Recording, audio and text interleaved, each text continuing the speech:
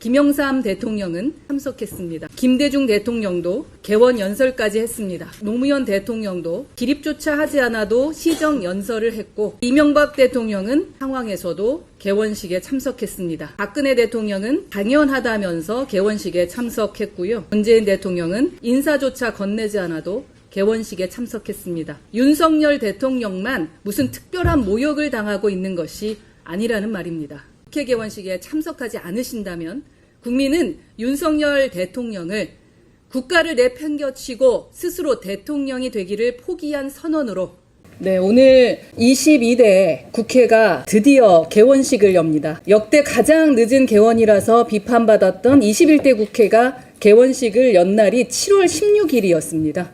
그런데 오늘은 9월 2일입니다. 더욱 기막힌 일이 있습니다. 윤석열 대통령이 국회 개원식에 참석하지 않는다고 합니다. 국회를 먼저 정상화하고 대통령을 초대하라라는 이유 때문이라고 하는데요. 대통령 배우자에 대한 비난에 사과하라는 뜻도 밝혔습니다. 참 어이가 없습니다. 저는 지난 8월 15일 광복절 경축식 행사에 참석하면서 광복절 경축식은 윤석열 정부의 행사가 아니라 대한민국 정부의 행사이기 때문이라고 이유를 밝힌 바 있습니다. 국회 개원식도 마찬가지입니다. 삼권 분립의 기둥인 대한민국 헌법기관의 개원식입니다. 대통령 마음이 들면 참석하고 마음에 들지 않으면 빠질 수 있는 그런 자리가 아니라는 뜻입니다. 1981년 이래로 대통령이 국회 개원식에 참석하지 않는 것은 처음 있는 일입니다. 15대 국회 때 김영삼 대통령은 야당 의원들이 대통령을 쳐다보지 않는 시위를 벌이는 와중에 참석했습니다. 16대 국회 때 김대중 대통령도 야당 의원들이 전혀 호응하지 않아도 꿋꿋이 개원 연설까지 했습니다.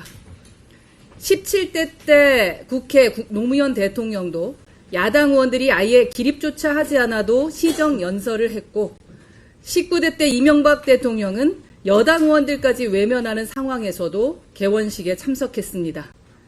20대 때 박근혜 대통령은 여소야대일지라도 대통령의 참석은 당연하다면서 개원식에 참석했고요. 21대 때 문재인 대통령은 야당 의원들이 검정 마스크를 쓰고 인사조차 건네지 않아도 개원식에 참석했습니다. 부끄러운 일이지만 우리나라 국회 개원식은 늘 이랬습니다. 윤석열 대통령만 무슨 특별한 모욕을 당하고 있는 것이 아니라는 말입니다. 또 그리고 모욕을 당하면 좀 어떻습니까? 대통령은 특정 정당이나 특정인의 대표자가 아닙니다. 대한민국 국민의 대표입니다. 국민을 위해서는 어떤 자리에서든 나설 수 있어야 대통령다운 겁니다. 지난 8월 29일 기자회견에서 윤석열 대통령은 지금 국회 상황은 제가 살아오면서 처음 경험하는 상황이다 라고 말했습니다. 도대체 이해할 수 없는 말입니다. 공무원 생활을 30년 넘게 해오신 분이 그동안 뭘 보신 겁니까? 어제 한동훈 국민의힘 대표와 이재명 더불어민주당 대표가 양자회담을 갖고 8개 항의 공동 발표문을 내놓았습니다.